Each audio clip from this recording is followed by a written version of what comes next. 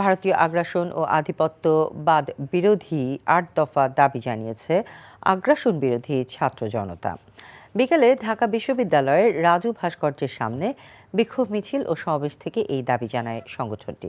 নেতারা বলেন, চিন্ময় দাসকে গ্রেফতারের পর দেশের বিরুদ্ধে নানান ধরনের হুমকি দিয়ে যাচ্ছে ভারতীয় বিজেপি নেতারা, অথচ আদালত প্রাঙ্গণে আইনজীবী হত্যার কোনো প্রতিবাদ জানায়নি তারা।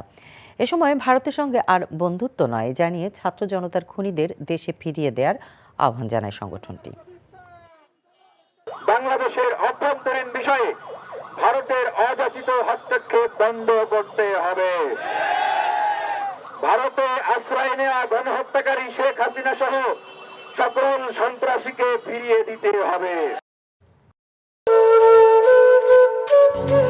তুমি বাজে কথা বলবেন। আপনি কি বলতে চাচ্ছেন? এই চাঁদনি আপনার গায়ে এসে পড়েছে? আজে বাজে লক্ষ্য থাকার।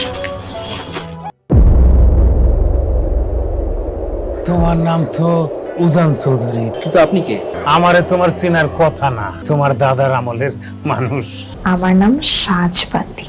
চাঁদনি, আবার কবে দেখা হবে? আমি ওসমান। তুমি এত দেরি করে এলে কেন? আমি তো এই ফার্স্ট টাইম এখানে এলাম। আমি তোকে অনেক বছর ধরে খুঁজে বেড়াচ্ছি। সব কিছুর জন্য তুই দায়ী।